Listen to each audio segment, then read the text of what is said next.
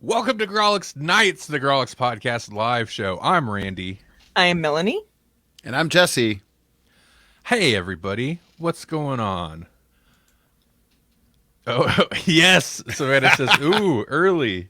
That's right. 8:18. Ish. You know it's bad when 8:18 is early. Yeah, so here's what's going on tonight. We're going to talk about historical horror. What is historical horror?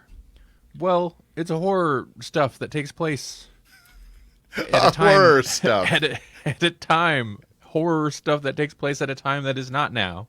It's in the past, which is pretty wide open. But generally, I think of it as like if it's a period piece with horror. There we go. Yeah. Such a weird movie. What movie? The Savannah. one that probably the Oh, one that okay. Right. Savannah and Melanie watched a movie together. Mm-hmm. But first, how are you two doing? I'm doing all right. Hanging in there. Good. This week flew. I was like, whoa, I have to know a historical horror piece. Yep. Today. Today, yeah, one of those. Yeah. I get it. I had issues with the historical portion of it a bit because, like you said, I watched it with Savannah, and for her, history is any time before yesterday apparently, and I am like, yeah, no, it's got to be old, like medieval or something. So Holly chimed in. She was trying to, like, I told her we were doing historical horror, so she was like, so you should watch Idiocracy. And I'm like, that's set in the future and not that kind of horror. I did look up the definition of historical, and I'm pretty sure the past is an integral part to what makes something historical. That's what I thought too, yeah. Because throwing the horror in there, obviously, it doesn't have to be factually correct, but it needs to be in the past. And yeah, that could be a movie that takes place in 2017, but I mean, I think it should be a movie that takes place in a period that was not when that thing was made. yeah, I think that kind of makes it historical. Yeah. Plus, yeah, I think basically any time that doesn't resemble something like the time we live in, I think. Mm-hmm. Right. You know, I don't know. I guess I would have accepted into the like 1900s, but you know. I wouldn't like 1950s to me was too soon. But before that, like the 30s probably would have been okay. Babylon Berlin era, you know. So I guess that begs the question, does something like Stranger Things count as historical horror because, like, it's a period piece? Yes. Yeah, I think it would. But that does seem weird because that's, you know, it's historical, but it's also like a time period that we can vaguely remember. Just because my 80s music is on the Golden Oldies station doesn't make it history, does it? Oh yeah, Fido was like a 50s type True. time period. So that, yeah. I guess anything before everything was televised, you know, feels more historical to me. Otherwise, it's just like, no, that's just, I've seen that. Yeah. That's just I Love Lucy or something, you know. Yeah. Right. Also, I think it helps if it ties into even just tangentially, an event, like a real world event. That definitely helps make it feel like a historical thing. You know, you're mentioning the TV thing clicked with me because I think the thing that is the change for me, it might be TV, but I was thinking like World War II, but they happened around the same time. So, Right. yeah. But I guess really, honestly, it's just whoever's opinion, you know, whoever's doing the historical viewing it's their opinion of what Right. history is. It like a lot of our, I think, genres so far that we've, you know, tackled week to week, our subgenres, it's pretty open. It's pretty open. and that's fine. That's a little bit by design. Dolls, last week's episode with doll horror, or if you were watching on YouTube today's episode, because that's when it went up on YouTube. Hey, I wanted to get rid of the dollar duck or whatever that is in the corner, so I put an overlay over it and rendered a new video. So it took time, but anyway, not a week, but it took time to get to it. And that was your episode of DuckTales. Ooh, just now. It's a new segment where we talk about the dollar duck. The dollar duck, which nobody knows what we're talking about. I guess Not if you're on the watching audio live, show. Yeah. Yeah, That's the true. audio show you don't know. Even if you're watching live, you're like, that's not a dollar, it's an S. It's $1 to me because I didn't pay $1, and now we have to look at the dollar duck. You have to look at the dollar duck. It's like Scrooge McDuck's lucky dime right there in the corner of our video. His number one dime. So yeah, we all looked at some type of historical horror thing, and then also there's a couple things we've watched that I wouldn't mind talking about just briefly. I'll try to keep it much less rambly than last week. I was very disappointed in myself because I was super excited to talk about Malignant and Midnight Mass, and I could not spit anything out. I rewatched some of it, and I was like, oh, that's a disappointment. The Seal Tangent was pretty good. Hey, It was good. Yeah. Speaking of tangent, did you know fans are losing it over Robert Pattinson's Dark Knight voice? According to Twitter trends. No, I didn't. DuckTales. Woo. That's Daffy Duck, man. I went a little Tweety Bird. Yeah, a little bit. So there's a teaser. Are people really losing it? Losing it? In What is quotes. it? What is it? Their V? Like their V? Pennywise? That's strange. Like the Pennywise clown? Losing it? They're all floating?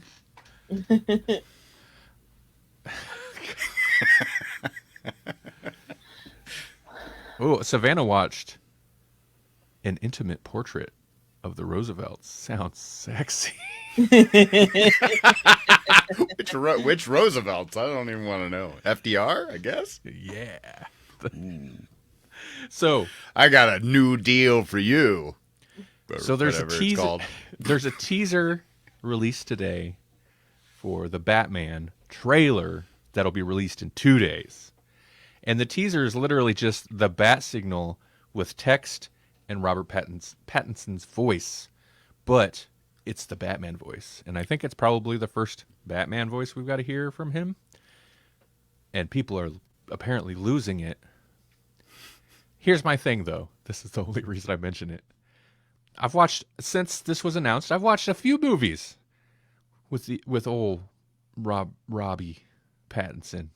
I can call him that, right? Only if you refer to him henceforth as Robbie P. Robbie P. Like P-Cap. It's Yeah. Robbie P. Yeah. Rob Pat. We're Rob Pat. We're on team Rob Pat. Having watched him in a few different movies now, you don't know that that's his Batman voice. His voice tends to change wildly. It's inflection and accent from scene to scene in some of his movies. So who knows what they Could have been his Batman Salvador voice would be. Dali voice. And I don't know why people like. Okay, I guess if people are super excited, that's fine. But like losing it over the voice, it's a little low. It's gruff. It's not Christian Bale. Blah, blah, blah, blah. You know, maybe that's why they're losing it. It's not Cookie Monster Batman. But it's like, I don't know. It's not C is for cookie, and that's not good enough for me. It's kind of a regular voice. Mm-hmm. And it's just a teaser, so it doesn't give much. I think the most interesting aspect of it, if I want to like dig into it nerdy like, which is something we've done before on this show, so it's not out of place. The whole line, the only thing he says, what does he say? It's not just a signal. It's a warning, right? No. Which is cheesy, but I like me a wrathful Batman, and that's a wrathful thing to say. It's not like it's a beacon of hope. No, it's a warning. He's threatening people. That's okay. Yeah. Oh, Savannah had said, by the way, about the Roosevelts, all of them. It's called the New Deal. Cool. Yep. They need to better. Go ahead. What? I was gonna say they need like publicists to come up with the names of their plans from now on because they're all so lame. You mean like their teasers and stuff? Oh no, I meant the politicians. Oh, the New Deal. Oh yeah, because well, the New Deal, it was a thing. People remember it, so now they just latch on to it. They're like remaking. It's like Hollywood. Yeah. Yeah. Like, what should we call this thing? We'll call it the Green New Deal because people are familiar with the New Deal thing. Right. They know that term. Okay. Yeah. If you were to if you were gonna abbreviate bills, you could call them bees, and then you could have Attack of the Killer Bees, or you could have Attack of the Bee Killers because there's so many bill killers out there. Oh, boom! I there thought it you were is. gonna do. Wu-Tang! I knew it. I knew it. Mitch McConnell ain't nothing to mess with. Oh God! Don't put him in. With I did it. That's the worst. You guys, you're welcome. I did it. What would they call him? Turtle? I'd call him ODB. Okay. That's worth a star. That's 1 star. Review us on iTunes or Apple Podcasts. I'm just trying at this point. Hey, I should share this to the Facebook group. Hey, people, in the future, you should check out the Facebook group. It's honestly about the only place on Facebook I still post anymore. It's facebook.com/group/Grawlix podcast. It's pretty cool. Mm-hmm. We post stuff in there on the regular. Melanie posted something in there today. I was, and it was good. I liked it. Yeah, I thought you would. That's why I shared it there. I don't share stuff for the fans. They don't matter. I share it for us. Oh, there's a release date for the He-Mans. Oh yeah. The second part of the He-Man. Yeah, it's coming up, I guess. Woo, cool. What is it? When is it? That's a great question. I already forgot. I think November. I like it's just that's it. There's a release date. Cool. there is a release date. I'm excited for it. I don't know when it is, but it's there. It's going to happen. I mean, I'll watch it when it comes out, and it'll be a surprise. I'm looking it up. Hey, while it is November 23rd. November 23rd. Just in time for when's Thanksgiving? Look up Thanksgiving. Well, it's one of the Thanksgiving is one of those weird ones. It's up on the second to last Thursday always. Yeah, it's the 18th. Okay, it's after. We'll be eating cold turkey sandwiches when we watch some He-Man. Well, let's stop meandering. Okay. First, let's talk about you guys been watching stuff, consuming anything good? No. Actually, we rewatched Age of Ultron because James Spader, because Holly's watching The Blacklist, and so I tangentially am hearing The Blacklist. So basically, I just hear James Spader's voice, which is always a welcome voice, unless he's mad at you. Right. Yeah, James Spader again. We talked about him last week. Spank that secretary. So it's the only that is the go-to Spader reference in my head. I brought it up last week. If you bring him up next week, I'll bring up secretary again. You need to watch some more movies, I guess. Nope. Okay. Something crazy is going on with my headphones, and I don't like it. Okay. Well, Melanie and I watched Dave Chappelle The Closer. We're not going to talk about it. We're just not going to talk about it. Okay. That is a very contentious. That's all I don't know anything about it other than we should probably not talk about it. That's not. Yeah. That's not. Okay. Ooh. I'll say this. I'm not touching on anything, right or wrong or nothing. People are mad at him, and he went after people, so it's not a surprise. Just Google search that special, and you'll know. You'll know.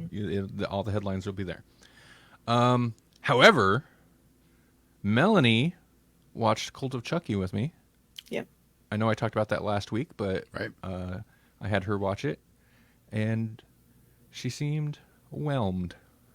Well, Not I was over Yeah, or under. That's just how I felt. Yeah. whelmed. the score for it was really bad, so I was thinking it was going to be horrible. But compared to other Chucky movies, it's not that bad. No. So it was fine. It just was a step down from Curse, is all. Yeah, I don't know. I'm not going to go on about it. My second viewing wasn't much different than the first. The only thing that I the only takeaway from watching it twice, the second time, was that it clips along at a real good pace. Like it's pretty quick paced. I believe that, didn't, yeah. you know, the first time you watch a thing, it's like you're in it. You're not really whatever. If it drags, you'll notice that. But the second time, if the movie drags, you'll notice. This is a case where it's like, oh, we're already here. Okay, cool. But yeah, I was expecting. I don't know. I don't know what I was expecting. Nothing. I have no expectations for your opinions on. No, that sounds. I don't know what I was expecting, but you were very much like it's just like the other Child's Play movies. It's fine. Yeah. I was like, okay. Oh, I thought there was something. Oh, that's a nice segue for me. I watched today the first episode of Chucky, Oh. Oh, which sorry, Melanie, I didn't. nope. That's fine. It's free on YouTube right now. The first episode, which surprised me a little bit. Yeah, you know, the stations, networks, or whatever will do that once in a while. They'll drop the first episode to kind of like, you know, the first taste is free. Yeah. And it's okay so far. I'm not sure what I was expecting. It's a TV show. Like the production is fine, but and Chucky's there. You hear Andy on a phone, but otherwise it's pretty much dedicated like here's our main character, or at least, you know, like the new character that we're following for the most part. He's a kid, so there's lots of high school, or he's supposed to be 14, I guess. So what's that like? Is that high school? Is that junior high? I think that's just starting high school. Okay. Yeah. And he's a gay kid and gets bullied, and the Child's Play, the Chucky series have, like, you know, definitely touched on those on themes around sexuality and stuff like that, like, I don't know, LGBT themes. But like the creator of the whole series, of, you know, the main guy, is a gay man. So I'm a little surprised it took this long to get like a gay central character where that's like kind of a big plot point. But also, like, it's not, I don't know. It's well handled, I think. But Do you think that Andy's just going to be on the phone and that's it, or is he going to show up? Oh, he's definitely going to show up because he was in the trailer. Oh, okay. Yeah, that's one thing. So, in terms of the lore, like, they're not. I just watched Cult of Chucky, so I was like, all right, they're going to just take over from there, and I'm sure they will. But it's more of a like introducing you to this kid, new character, his life, and the town is a big part of it. And that's going to play a big part because I'm pretty sure that's supposed to be the town that Charles Lee, whatever his name is, came from, his hometown or something. Charlie was Charles Lee Ray. Yes, that's it. Ray Lee. I don't know. It's Lee Ray, I think. It seems okay. Like, so yeah, it didn't really tie in a whole bunch of stuff other than Chucky. Chucky's there, and he's doing Chucky stuff. first episode, of course, it takes a little bit of time before like they, a little bit of time before they really like he's just walking around talking. I feel my biggest complaint is it feels like there's something missing, like there's a scene missing because he goes from like,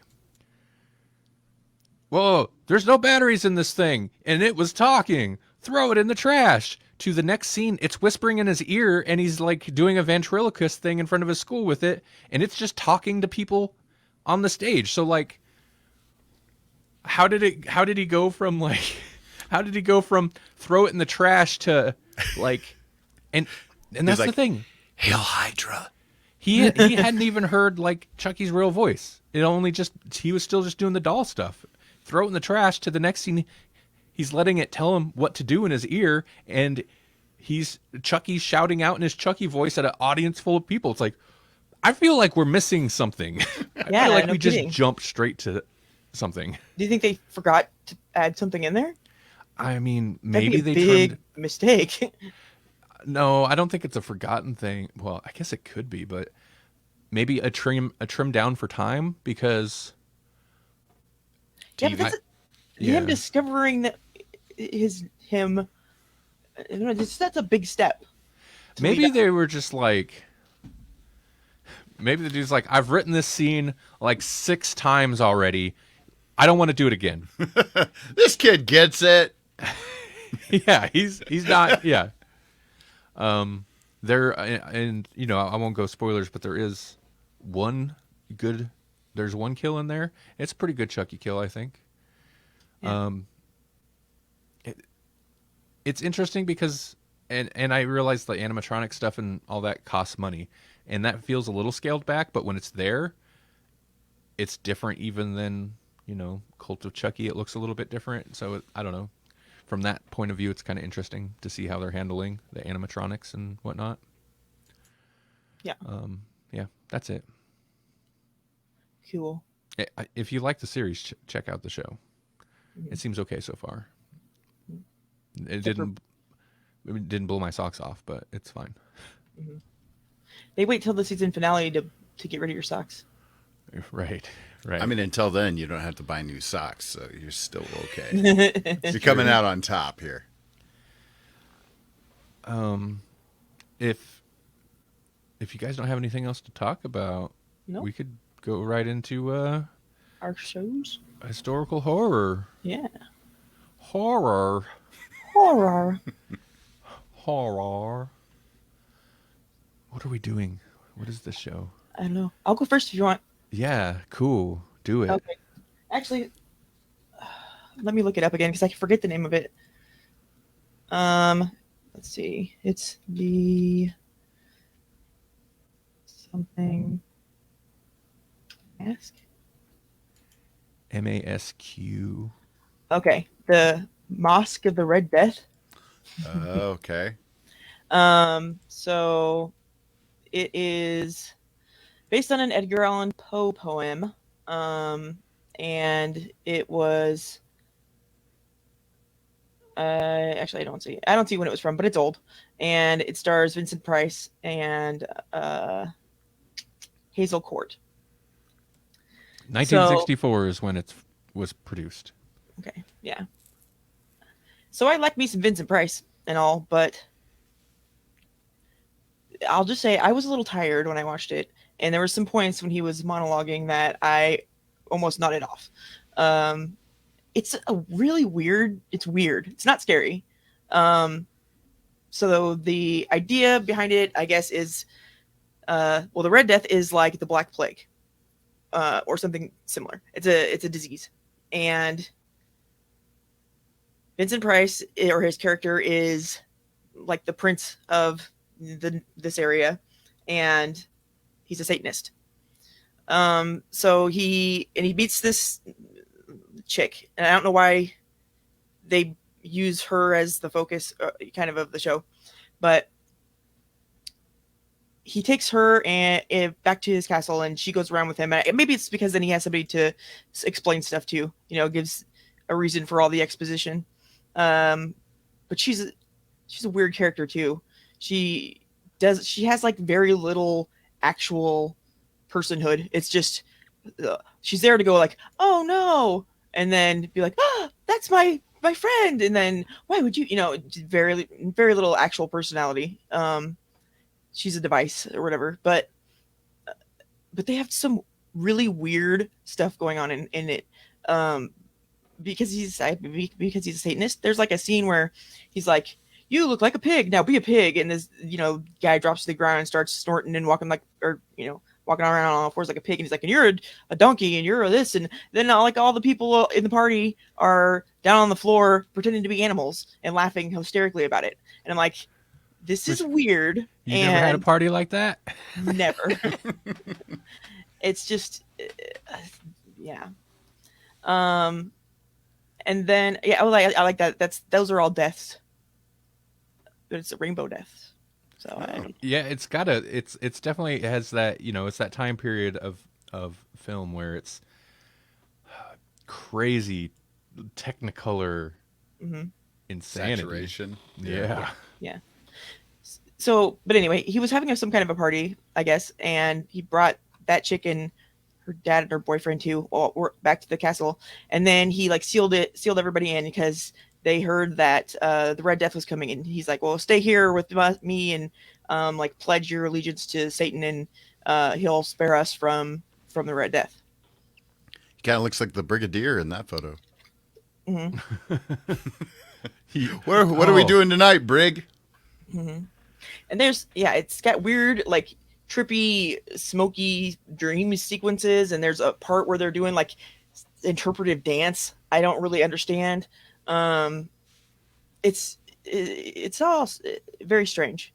If you're going to watch it, I'd say drink a energy drink or something first, because it's slow, and you can tell that everybody there came from theater. I'll just say that, because I'm sure anybody who's listening to us has probably watched older movies, and they know that the way that people, they talk too loud and kind of slower and just strange because they're used to having to do it on the stage and making it so everybody can hear and understand them, and it doesn't work as well in film. But I try to forgive that if I can. Yeah. Go ahead. No, I was just gonna say, I was telling you, I love Vincent Price, but this is definitely in a grouping of Vincent Price movies that I've always kind of struggled with, because there were a series of there's this and The Pit and the Pendulum, and there's a series of 60s based on Edgar Allan Poe, or at least similar stories, and they had a very similar I like the production quality, the value, the look of these, where it's clearly a soundstage with a painted background. I like that, but man, they can be a little bit of a slog, because it's like I was telling you, Vincent Price has got creepy Vincent Price voice, so they're like, just do your monologue and that'll be scary enough. And it's like, well, I love hearing Vincent Price voice, but are you gonna have something scary in this movie? Whatever. Oh, one thing it's I like a didn't movie where Chris Walken is just a dad. Right. Yeah, it's weird. One of the things that I didn't like, or I thought was strange maybe about it, was there were a couple little people in the movie, and they overdubbed their voices, and I didn't like that. I'm like, you mean let them be in the movie? Let them be in the movie. You know what I mean? Let them have their voice, and it's jarring even to hear a voice that definitely doesn't belong to this. Specifically, it was the girl. The guy, maybe that's his real voice. I don't think so, but maybe. But the chick, no way in heck. It's like when they, what was that one movie, Tarzan or something, where they overdubbed Allie. No, what's her name? The chick, what's her name? Not Allie Sheedy. I'm not even close. Ally McBeal. No, it's not even. I'm not even. Andy. It was Andy McDonald. It was a mix something. I knew it. Yeah, she was in some movie, a Tarzan movie, and they overdubbed her with some British lady. And I'm like, yeah, no, that's totally not her voice. It's weird. Why would you do that? But whatever. Maybe she was terrible. Maybe they should have done that in Bram Stoker's Dracula with everyone. except for Gary Oldman, because wow. Sorry. Well, she does have a southern accent, so I wonder if it's harder to go from having one kind of accent to like. Well, no, it doesn't matter because I suppose anytime you do that, you're going to another accent. Just because it's Yeah. not the normal one doesn't mean it's any weirder than doing the normal one. Right. And all British sounds the same to me. It's not racist. There's got to be a word for that. It's something. Yeah. Okay. A lot of planets have a north. Would right. Yeah, they always hand wave it away on Doctor Who, but it's really kind of weird when you think about it. Would you recommend this movie, Melanie? To some people, yeah. Not everybody. Most, I like you, sure. I would say most people I know, probably not, but most people I know don't have very good taste either. Not that this is like fantastic or anything, but they wouldn't watch like a movie with a slower paced movie would probably be too much for them, or anything with subtitles, you know. Yeah, I mean it's a classic, but horror typically, and I'll probably I don't know, I'm sure there's lots of people that would disagree, and I'm sure I could think of 20 exceptions to this if I thought about it hard enough, but horror before the 70s is kind of a tough sell for a lot of people, I think. More so Universal, maybe notwithstanding, but yeah. Right. Just because the pace, yeah, The Haunting is amazing. I think that's from the 60s, but the pace, it's going to be a hard sell for a lot of people. Mm-hmm. Yeah. Yeah. And I get that. Sometimes stuff's too slow for me, but it's got to be a little extreme. Okay. Shall we Proceed? So what this is like what time period? They're walking around, I see castles and stuff, so this is like it's kind of medieval maybe, or Yeah. Yeah, no, it's supposed to be medieval. Okay. They're all in carriages and all that jazz. Okay. Well, what time period do we want to go to next? Who's up next? It's me or you, Jesse? What are our options here? Mine is Buffalo, New York, 1887. Oh, well, mine's the Sierra Nevada mountains, 1847. Ooh. So Should we go chronologically? okay, I guess we'll go chronologically. So that's Let's me. do that. Okay. So I watched a movie that I've seen before. I debated digging up some weird, obscure movie, but I think for a lot of people this will be a weird, obscure movie anyway. But for me, it's a classic, and not enough people talk about it. Savannah asks, "Ooh, Donner Party?" No. Yes and no. It's not Donner Party, but it's definitely like it takes place in the same area, the same time. Ravenous from 1999, not the 2019 or 17 a zombie movie, but 1999, Ravenous. I went to the theater and seen this when it was released. It's amazing. It bombed. It's not surprising because it's pretty hardcore, and everybody needs to talk about this. It's not exactly Donner Party, but so Ravenous, I just watched it last night. Like I can summarize this briefly. Pro wrestling's own David Arquette? What? It's so funny he gets poster billing, and this is one of the better posters. There's some god awful posters, and they actually put his face on. It's like he's such a minor character. But so 1847, Guy Pearce. It's got a great cast, but Guy Pearce plays Lieutenant Boyd, I think. He fought in the Mexican-American War, and had managed to single-handedly take over a command post or whatever. So they gave him a medal, like awarded him in a promotion and whatever. But he kind of was able to do that because he's a coward and he he hid the dead bodies, and so his whoever higher up, like he told them this afterwards, and so basically he's getting this medal, but he's obviously like he's not really fit, and his higher ups are like, well, you're a coward, we know you're a coward, we should have you shot, but since you did this thing, we can't really do that. So they ship him off to, what's the name of it? Fort Spencer, which is near in the, I don't know where exactly, Sierra Nevada mountain area. Mm-hmm. And it's basically like the reject fort. It's where they just kind of throw their undesirable soldiers and stuff. There's not a lot of people there.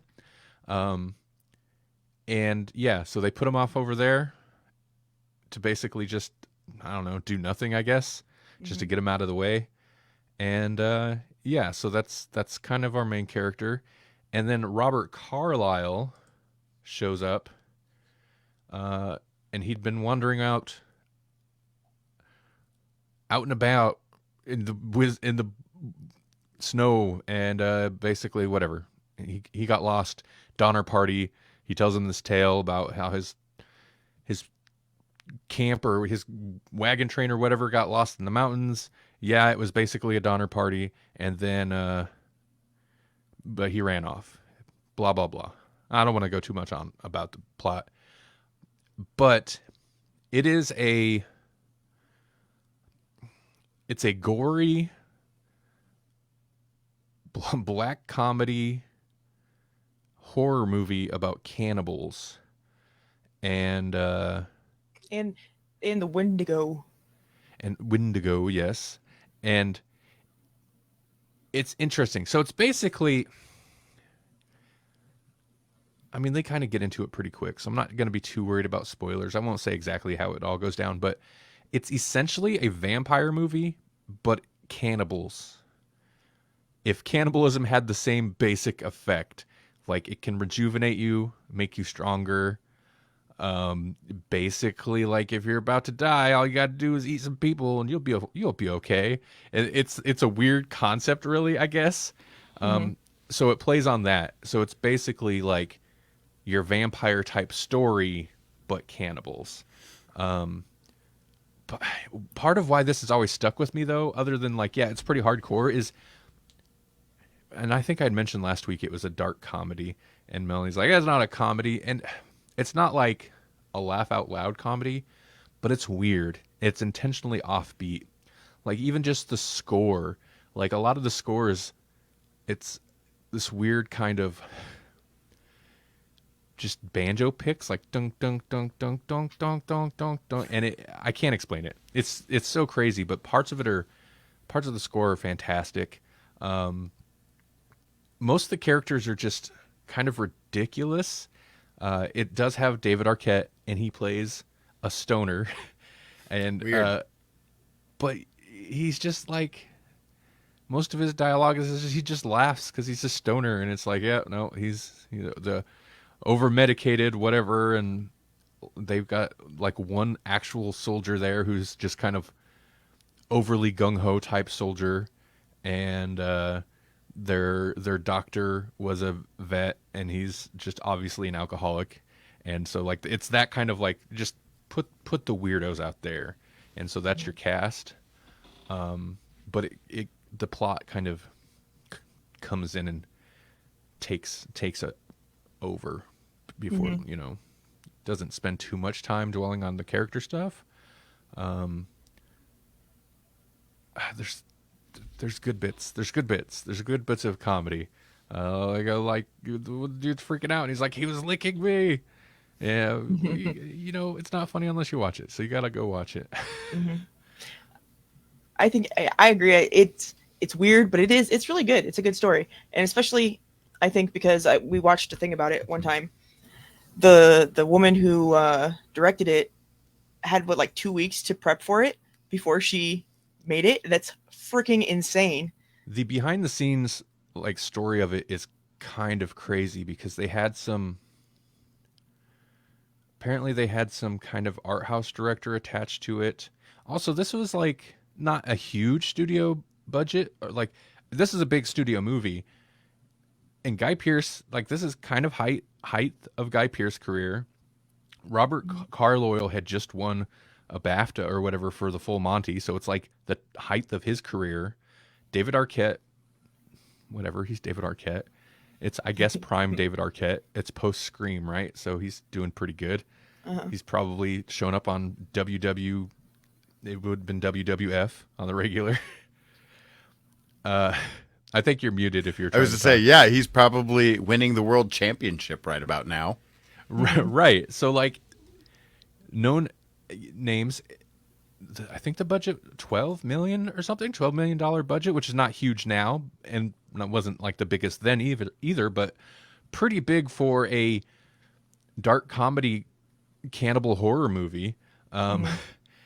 And they had apparently some kind of art house director attached to it who they fired and then brought on some other director whose only credit at that point was Home Alone 3. And then the cast like rebelled against him and fired him. And then they brought on this lady who ended up actually directing it. Yeah, with like no prep time. And she was known primarily for British television stuff. And yeah, she made the movie. Somehow it turned out fantastic. I think it's great. I give it 4.5 stars. It could be 5 stars. I felt like 4.5 this time. And then she left Hollywood and never directed a movie again. I don't think it was not a good experience for sounds like anybody. But somehow the movie came out great. It made like $2 million on its $12 million budget, so that's not great. And yeah, there you go. Go watch it. It's amazing. Yeah, but you can't trust box office stuff because Tucker and Dale didn't do good either, and that's amazing. No, yeah. Well, that's the thing. Like, this movie was never going to do amazing. This is not a mainstream kind of movie. It's so strange. Not only is it, it's 1847, so that's technically Western, right? And yeah, it's like Manifest Destiny's happening. Like, so Western mixed with cannibal stuff, but it's not Donner Party. It's some weird movie about a coward and cannibals. And yeah, so strange. This is never going to be a mainstream hit, but it should have done better. I went and seen it. I did my part. If you could afford, would you have gone to it a second time?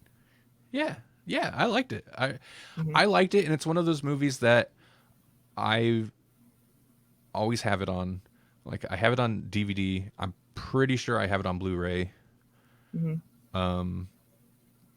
it's a movie I always have. I've watched it numerous times. It's not a movie that I'll like watch every other year or anything like that, but it's one that when it comes up, I'm usually like, oh yeah, Ravenous, especially if there's somebody around that's like new to show it to, be like, hey, check this out. So that's what I'm doing now. Hey. I told Savannah about it, and I'm like, Randy loves it, and I didn't think you were going to watch it for this, just because I know you've mentioned it before, but I was like, if it wasn't for Grawlix, he'd probably watch that one again. But then you did watch it again, so. Yeah, I mean, I decided, like I said, mainly as just a reason to talk about it more. Here, I should have pulled up a couple pictures. It's got Robert Carlyle with a blood cross on his forehead for some reason towards the end of the movie. I don't know why it's there, why he decides to put it there. It's never addressed, but man, it's pretty cool. It's got a good climax. I know I already mentioned the score, but it's so unusual. And last night, the movie got over, and I don't know, I was on my phone or something, and it was playing through the credits.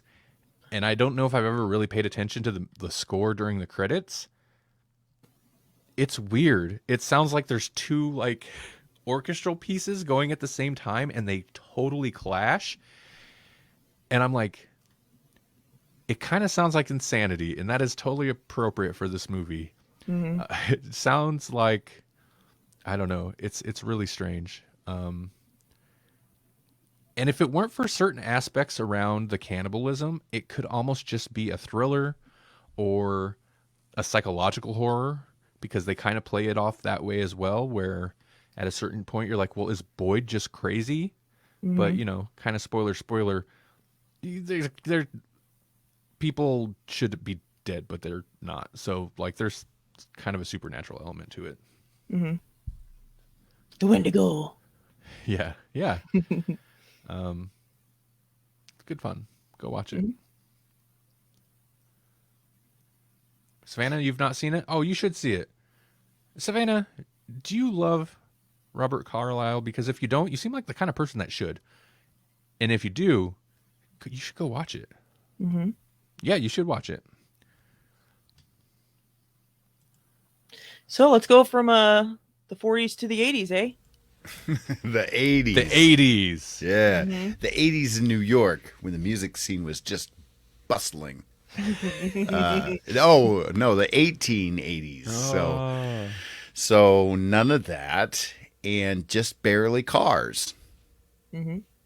So I watched Crimson Peak from 2015. I had seen it before. Have you guys seen it? Uh-uh. No, I haven't. It's Guillermo del Toro? I Yep. have not. Yep, I have not. It's Guillermo del Toro. It feels a little bit like a departure from what he's known for, but at the same time, it's got everything that a Guillermo del Toro movie has, like Doug Jones. So, you know, basically, you need those two things, right?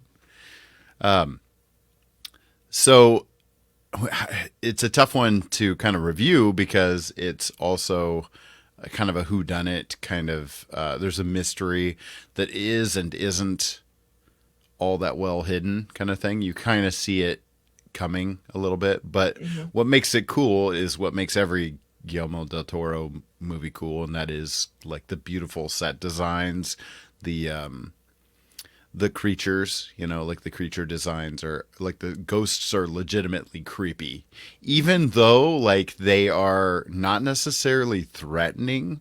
They always appear like they're threatening, you know, like I don't know, like the very first ghost that you see is the main character's mother, basically warning her about the future, and she sees her mother in ghost form as a 10-year-old, and she's legitimately creepy looking. Wait, so do they do like ghost time travel like the Broken Neck Lady from the house on the Haunting of Hill House? Something similar to that?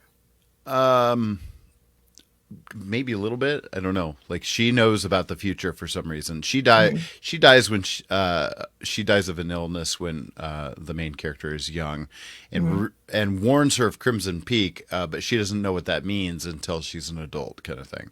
Okay. And then it becomes like this weird love story, and there's this little meta bit that she's an author, and so she's trying to get her manuscript published, and she's doing all these things like submitting it to publishers, and then she gets rejected because of her handwriting potentially, and so she's like, well, now I'm going to type it so that, you know, that can't be the reason that I'm being rejected, kind of thing. And then people are like, it's great, but it needs a love story, and so she adds a love story, and so it kind of also mirrors what's going on in the actual story, even though we never really hear what's actually happening.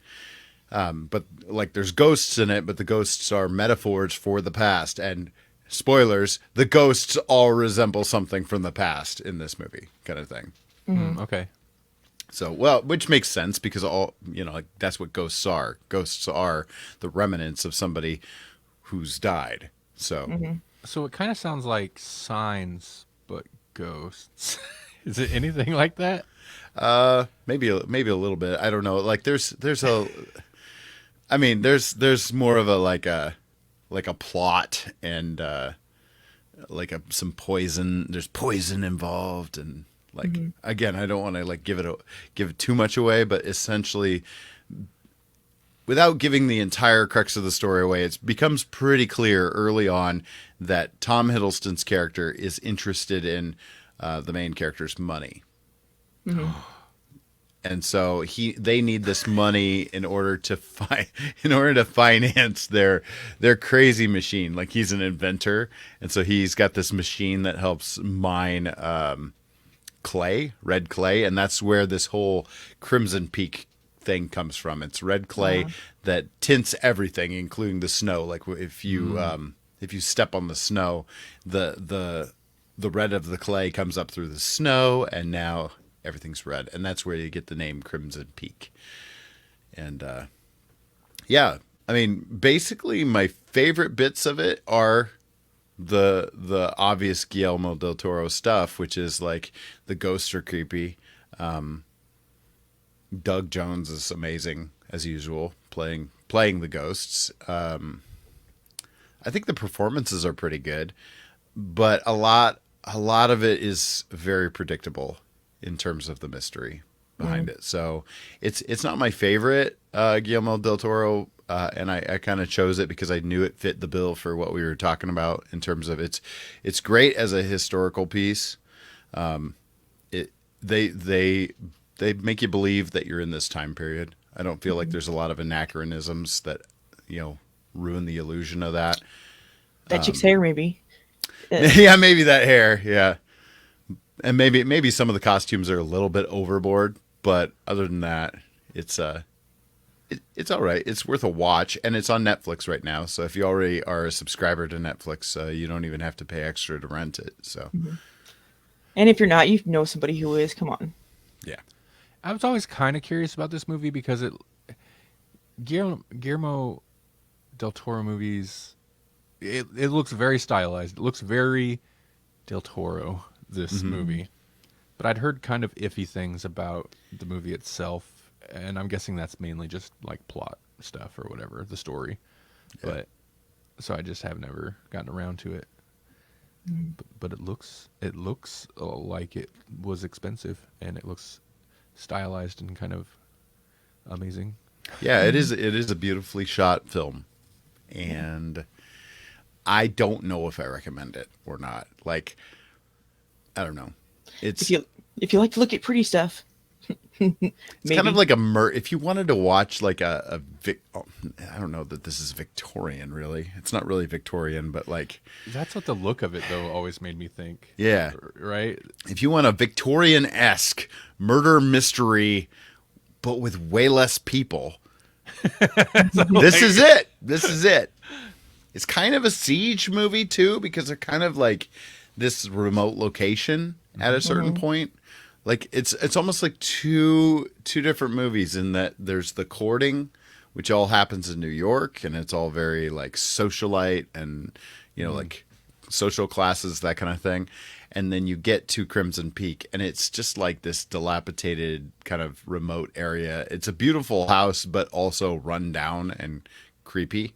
And then that's it. It's like she's stuck out there with Hiddleston and Hiddleston's sister, and wackiness ensues. Except not wackiness, more like murder. that wacky murder. With like wacky racers, but wacky murderers. Nothing like a little wacky murder. Cool. All right. Before I forget to get to it, Savannah says next week or another. It'll have to be another because next week we are set for Trauma movies, Traumaville movies. Well, if you're talking about favorite cheesy bad horror movie, Trauma kind of fits. It does, except it has to be a favorite, and I don't know that It's anybody's favorite. Trauma movies can be rough. Even Toxic Avenger, okay, it's a classic. Ooh, it's rough. Do we need to pick like trauma movies because like there's not that many? Are we all gonna just? Is there? Oh, is there? Okay. There's kind of a lot, man. Right. Dude, they've been just cranking them out for at this point decades. I don't know like how active Trauma still is in producing stuff, but I just earned us our second 1-star review because somebody's gonna be really mad that I didn't know that. I mean, if they made enough movies to where they can eventually make Tromeo and Juliet, and that's even old at this point. Come on. They've been doing it. Sorry, I just pulled it up for just a second. From 1979 until now. It looks like they've done one at least one a year every year since Wow. 1979. Yeah, I mean they can crank them out, and like it's not like Lloyd Kaufman is making every one of these movies himself. Like it's like they're farming it out to like they have a lot of notable people have come through essentially using Trauma as their film school, come through the ranks okay. like James Gunn and stuff. It's their film school movie project yeah. or whatever. Yeah, I mean, basically, it's where they kind of learn the ropes, I guess, or get hands-on experience. Savannah had said next week or another can we do cheesy bad horror movie, not like cult following movie, but one that everyone hates. I mean, I guess in that, or do favorite cheesy bad. I guess in that respect, Trauma might fit because I'm sure every Trauma movie's hated by someone. So almost like a guilty pleasure. Yeah, it'd be They like a hate guilty it, but pleasure. That's gonna be tricky to. It's gonna be tricky to nail down. So subjective, yeah. Yeah. Yeah. I talked about Malignant. When was that? I already Last kind week? of did it. Idle Hands. Well, I don't know if Right. everybody hates that one or not, but like, I don't hate it. yeah. I talked about Malignant last week or whenever it was, and that's a good example of like. So I've watched a couple YouTube reviews on it, and it's so it's one way or the other, but kind of.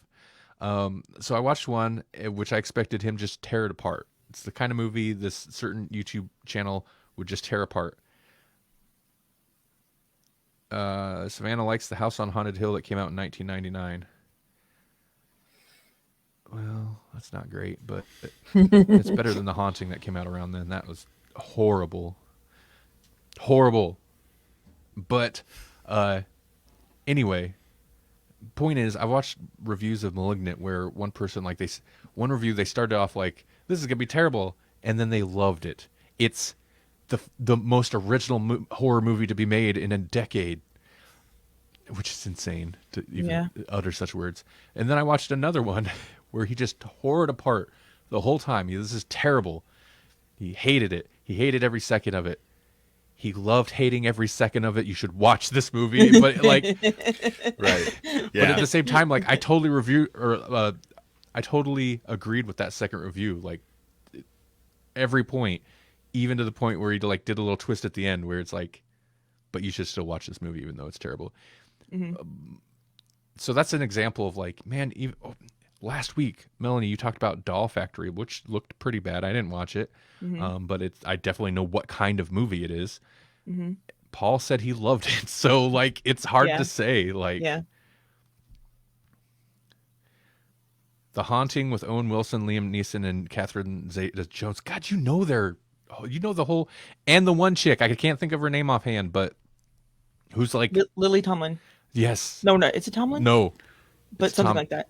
Wow. Whoa, when'd you get that? Just like this week. So I couldn't pass up the opportunity with the Owen Wilson reference. It's pretty good. Wow. Yeah, the hippie chick. What movie did we see with the discount her in it? It was Cult of Chucky. Oh, okay. The chick with the baby issue is totally like a discount version of the chick who played kind of the lead lady in The Haunting 1990s crap version. Yeah, I think her name is Lily. I don't know what her last name is though. Yeah. She's always the hippie chick usually. Yes.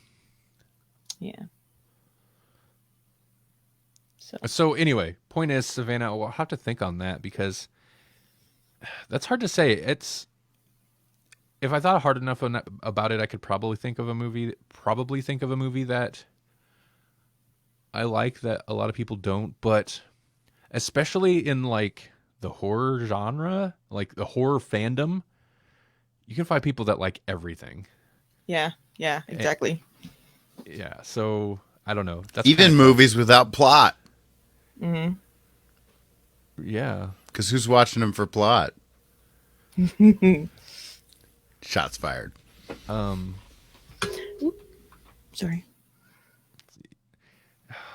Savannah I like 13 Ghosts. I know Melanie does hey, too. I do too. I'm sorry. It's fun. It doesn't have to It's be great. no, it doesn't. I was not. I did not. I No, it was not a doesn't. fan of a lot of those movies during that time period when they. I liked the idea of what they were doing, but when they started remaking they did like the Dark Castle, like the branding, and they started remaking a lot of those movies from the. Was it 60s, 50s, 60s? I don't know. The original House on Haunted Hill had Vincent Price, so They remade all the old crappy Vincent Price movies and they made them all crappy. they did. That's Sorry. and they put people like freaking Dave Arquette and crap people in it.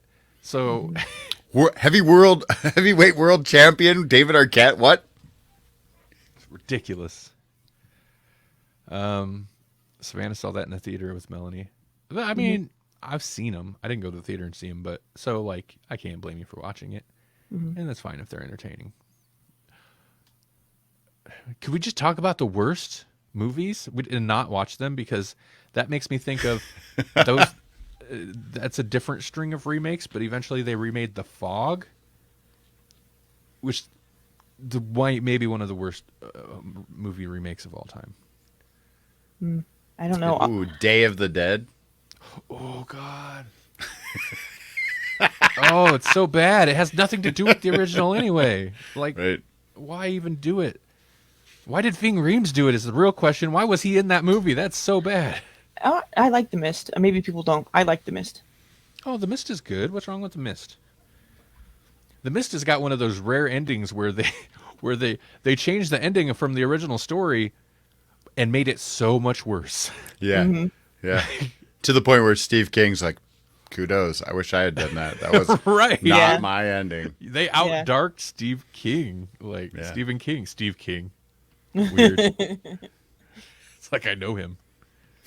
He doesn't seem like somebody who goes by Steve by anybody. Yeah. Yeah. Yeah. Anyway. Well, we're doing Trauma. That's pretty close to your request. I like the idea of what you're thinking about. Maybe we could just probe each other and then find movies that we like that the other ones of us hate and talk about those. I don't know. The Fog. Sorry, real quick. Savannah said she didn't know what The Fog was. She thought it was The Mist. The Fog is not like The Mist. I mean, it is. It's similar. There's a fog or mist or whatever, but it's like ghost. It's like ghosty pirate stuff instead of some kind of interdimensional awesomeness.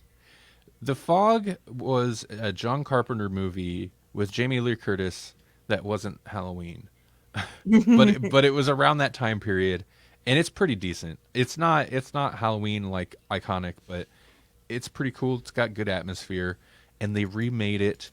And I don't remember who was in it, but that's around the same time they remade House of Wax, which is fine because House of Wax wasn't necessarily a great movie, but it's when they were putting Paris Hilton in those movies, and like it's all crap. It's all crap. Speaking of Halloween, you know what comes out tomorrow? I do know what comes out tomorrow. You know what I'm doing tomorrow? Watching it?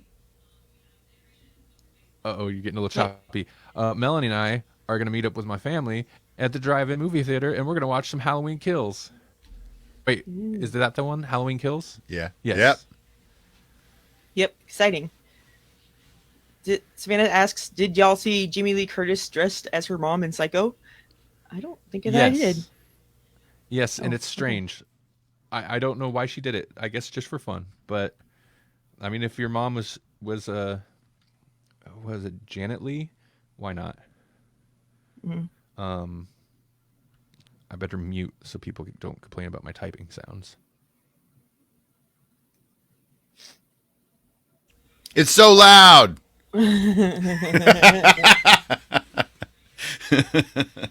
So is that why? I wonder if that's why she got into. Well, I guess she didn't stay just in horror, but why she started in? Did she start in horror? I thought as like this Jamie Lee Curtis. I mean, the Scream Queen. That's definitely where she got her most of her notoriety, I thought. Yeah. So I wonder if it was that she was influenced by, her mom. I don't know that she got into it. I think it's probably just what she got, because I feel like, and now she downplays it a little bit, but I feel like she hated that whole Scream Queen thing and actively worked to get out of it as soon as possible, like the whole moniker. But there she is. Yeah, she went to that. She went like that to the premiere of Halloween Kills.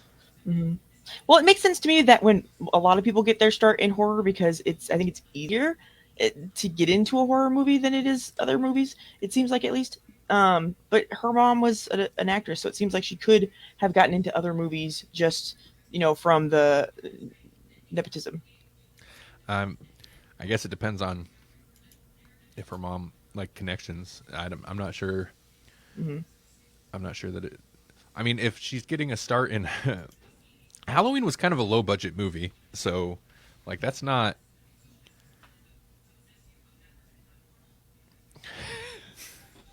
Savannah's like Jamie Lee Curtis string of consciousness almost. True lies through and trading places. Yeah, what I feel like there's half sentences and I don't understand. And now she's talking about Jamie Lee Curtis's boobs and trading places, which is fine. But yes, her boobs are in there, and that's like the only movie. But you know what we need a little bit? Actually, it might derail us even more, but we need like something that can read the text or the comments and do them out in robot voice as they come in. Not automatically. no, we need some type of oversight. Yeah. I mean, of course, we'd have to beep it, give it a Grawlix, but Well, I used to, be pretty good about reading out the comments, but sometimes, like, man, they just derail us if we're on a topic. So yeah. I get to them when I can, and sometimes I'm just confused by them. Well, for me, it's you're like mid sentence sometimes, and you just stop for a minute or two, and I'm like always reading the comments. I try to explain, and I try to eventually explain what I'm doing so that's not totally jarring to audio listeners. You should. Savannah's the only one in the chat. You should not stop and read it that much because she's right. She is all over the place, but that's how we do. Savannah's not just the only one in the chat. She's the only one watching, and she's been the only one watching like this whole time. I don't know where everybody's at tonight, but they're not here. Well, but that's all we really need is our cat dancers are the best cat dancers. Yep. So I'm not complaining that Savannah's here. I'm just saying Savannah loves us. We love you too, Savannah. Hey, if you want to show your love for us like Savannah does, go to patreon.com. It feels wrong now. Go to patreon.com/Grawlix podcast. It's GRAWLIX podcast. And you could become a patron and get access to bonus episodes. There's a whole back catalog. And you could also pull the strings a little bit like Savannah does. And we listen. Become a cat dancer. Yep. I this is kind of has to do with it though.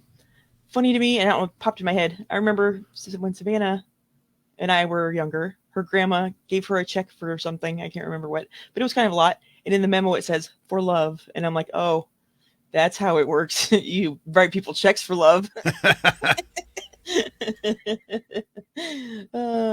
It's funny. It explains a lot about Savannah. Nah. I'm kidding. Well, hey. Yeah. Melanie. Randall. Is there anything we should maybe be perhaps amazed about? A little bit. This is not it's kind of a non-story, but I think it's interesting, so I'm sharing it. So, there was a new study published about an asteroid that is near the Earth. It's not like close, and we don't currently have the ability to do this, but they took the time to figure out what it was made of and how much money you could get if we actually went and mined it. Because the asteroid, it's asteroid 1986 DA, has iron, nickel, cobalt, copper, gold, and platinum. The mass of these metals would exceed the total metal reserves on Earth. which is kind of crazy because it's just an asteroid, but it would yield 233 billion per year over a 50-year period, totaling $11.65 trillion. That's how much is on this freaking rock flying around out in the orbits of the Earth. That's pretty wild. Would that change then? Well, I'm sure it would a bit, the price of the metals here. Yes, it would. It would. Still, though, it'd probably be a net So we positive, wish right? we had the technology to destabilize our own economies. well, yeah, but we do, because it would make batteries. The main thing is like stuff like Right. that. Batteries and electronics. The price of those would go so much cheaper. And maybe you're right. they'd be butthurt about it, but I don't think even the companies that make those things would be too upset about that. No, they should do that because we love those things now. So Yeah. batteries and electronics, we're all about it. Like, that's a huge.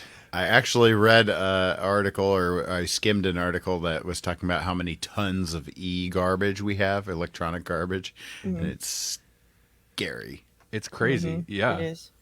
Yeah, because it's it's not built to last, and what do you do with it, right? So yeah, You put it in the machine at Walmart and it tells you, sorry, you can't get any money, but we'll recycle it for you. At least in my experience, that's what it says. and they probably get money for it. I'm sure they for do. sure. Yeah. Well, no, I like that one. Yeah. Because that's totally, we would mine it. We would mine the crap out of I know. We anything totally that would. floats by we could grab onto. Honestly, I think we should. If there's more metal on an asteroid than the whole planet, yeah, let's not destroy our environment trying to get at those metals. Let's go into space and destroy space instead. Come on.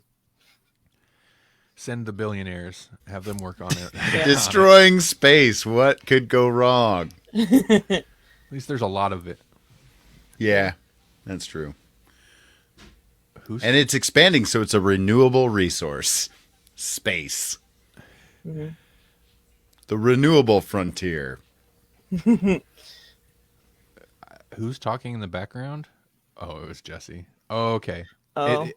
It people, we get ducked down depending who's talking, because that's how, if we talk over each other, we don't all come through. I don't know if that's what she's talking about, but Oh, I think I maybe had heard someone in Oh, the you background. probably hear Holly. She's in the kitchen doing was something. it James Spader? No, I think it was Holly.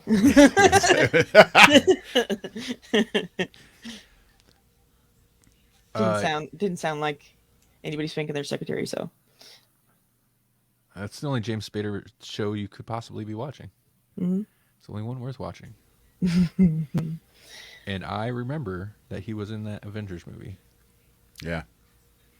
Yeah, it goes downhill pretty quick. Like, the end is a mess of that movie. sucks. Oh, my God. That movie's not great. It's such a I was watching a TikTok and it kind of just sums it up. It's like, like you have this incredible voice actor in James Spader, and then you give him this Joss Whedon-y line, which would be fine in like a Joss Whedon TV show, but it's like he's explaining to Pietro and the Scarlet Witch, like they were like, well, aren't we going to kill the Avengers? And he's like, well, yeah, for peace in our time, but also, yeah. And Right. that's the line. right. It just And seems it's like, weird. yeah, you just summed up this movie in that one line. It's like, yeah, peace in our time, but also, yeah. Well, and that's the one where like the studio mandated things to set up other things is so apparent and kind of derails things, and feels so out of place, more so than most of the other movies. Right. Weird choices too that have stuck around. Like Clint Barton has a family. Like, why? And whose idea? And again, why? Who cares? Like, Well, that's probably why they were like, we need to make them care because nobody does. Basically. trying to strengthen weaker characters, maybe. Well, that's exactly it. I mean, maybe if they spent some time on him, people would, but they didn't, so they don't. So they have to be like, okay, well then let's give him a wife and kids so that we can quick get them to care. You know what I mean? Give him, yeah. Wait, was that also the one where they did the Scarlet or the Black? What was it? What's her name? The Scarlett Johansson and Hulk thing that the sun is coming down or whatever it is, or sun it's getting low. Is that the one with that? Ooh, why? I love that. This is so cringy. I love that they kind of rag. They don't rag on it, but they kind of jab at that a little bit in Ragnarok. Ragnarok. Yes. It's so good. Jesse, you got anything exciting coming up or anything you want to tell people about? Not that I can think of off the top of my head. No. Okay. No. I just got back from Grand Comic Con. It was all right. Was it actually? grand? That was probably 2 weeks ago. Probably. No. Yeah, it was okay. It wasn't Grand. It was in Grand Island, which is the worst city in Nebraska, in my opinion. Well, you know, like that was an interesting thing, and I'm not bagging on the con in any way, shape, or form, but like, I think it could have been better attended, but also at the same time, they're like shutting down schools because there's a sub shortage and that kind of thing. Like the understaffing was a huge problem in Grand Island. So like none of the fast food places had lobbies open. It was all drive-through only, and a lot of them were closing early, kind of thing. I heard they got hit really hard by COVID too, so Yeah. that might be and part that was of that. part of it, probably. Yeah. Wow. So Yeah, it doesn't sound grand. you know, conventions in a pandemic are just not quite back to normal. Yeah. Weird. Right. Never mind. I don't need to share. It's too personal. Okay. I know I keep mentioning it, but I will have music coming out this month. I think I finally I was remastering all of them. Some of them were never mastered and some of them are so old. Like, actually, it's kind of crazy to think like it's like some of them are 9 years old, creeping up on 10 years old. So I did new mixes of all the songs that'll be on the album, and I've been remastering them. And mastering I'm not a master. So You're not here. What was that? You're not a cyber master. right. It's a weird, strange audio black magic that they do, and but you know, I've done the previous albums. I've always handled it myself, so I think I got them sounding decent. Eventually, I'm just gonna have to be like, no, they're done. So I think I'm close to no, they're done, and I have the album art, so it'll be coming out before too long. I don't know when. Before Halloween. So, music. Woohoo! If you like synthy music, it's It's the new '80s. yeah, it's synth wave. I know synth wave's been around for a while. It's still some of that. After that, the music's going to change a little bit, but it's still good. It's great music. You should listen to it when I release it. You have to do now because the new '80s is going to change to the new '90s, and then Oh, I know. It's coming. I'm actually kind of ready for it. I'm not going to let go of the 80s. It's just going to be 80s, 90s. I'm just going to mesh everything. Eventually, I'm going to bring, what do I got, like 20 years? I can bring back the dubstep sounds. Ooh, dubstep, man. That aged so poorly. You gotta like get through the Papa Roach era. No, Was it POD and I'm not prepared for Biscuits? that time period. New metal and Yes, I don't. fusion. Yeah. Ooh, new metal right into like the emo stuff. I don't know Oh what that yeah, would do. Fallout Boy. Yeah. So actually, there's Ready? about 20 years where I'm just like, well, probably just it's gonna stick around in the 90s for a while. yeah. But that's yeah. kind of what we did anyway. Yeah. I mean, after that though, maybe I think the internet. Then like the internet really kind of flourished, and music on the internet flourished, and whatever the big mainstream sounds were that just doesn't matter anymore. And That's there's lots of good music now. one of the things I was always wondering is, you know how like style comes back every like 20 or 30 years or something like that. So what happens in like 60 years then? Does the style from not just the now, but like from the 80s, is that going to come back in another 30 years? I was thinking about that. When is the like, yeah, the nostalgia for synthwave going to come back? It's going to be like thrice baked potatoes, Yeah. thrice baked 80s synth music. Yeah, I don't know. It's also kind of the thing where you can listen to like the trends in like popular genres now and be like, okay, I can recognize certain traits in that, but it's kind of not till later to where like I can look back at 2000s and 2010s music and listen to some of the stuff that was popular and be like, oh, yeah, no, that totally sounds like that time period because of this. Whereas at the time, I don't know, I feel like when you're in it, it's harder to recognize the tropes until you get a little bit of distance, I guess. Probably again, one of the things with modern life being so much different from the past, I mean, they had ways to record sound for a while, but looking back in human history, not that long. So being able to go back and actually like revisit it and know exactly what it sounded like probably makes the nostalgia thing more real than it used to be, because before it was they just sang the same song. It was a song, they sang it for 150 years. Right, I see what you're saying. Yeah. Or maybe somebody had a fiddle or a piano or something, instruments that generally just didn't really change. That's just the tone. Yeah. And then eventually, yeah, with recording and electronics, all kinds of crazy sounds. And then auto-tune. Then auto-tune happened. Thanks, T-Pain.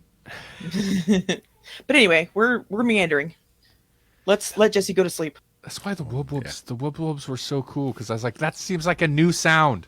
That is not a thing that you hear in other music. But man, people know how to take a thing and that's cool and just make it sound like the same crap over and over and run into the ground. Hey, speaking of, thanks for listening. Thanks for watching. If you want to hear more of this, if you want to hear us take these same sounds and run them into the ground, visit Grawlixpodcast.com. It's GRAWLIX podcast.com. We'll be here next week talking about trauma. I don't know what to think. I don't even know where to. I know they have a streaming service, but I don't want to buy that. They got a 30-day free trial or a 1-day free trial? Maybe. Google it. We'll find out. I'm a little surprised I don't own any trauma. I probably have some weird trauma. There's like some weird chicken killer movie or something I remember. Anyway. That sounds riveting. Like I think the killer's a chicken. I don't remember. Even better. Anyway, have a great weekend, everybody. The Halloween's coming, man. Get excited. Go to the drive-in. You don't got to drive in? Go anyway.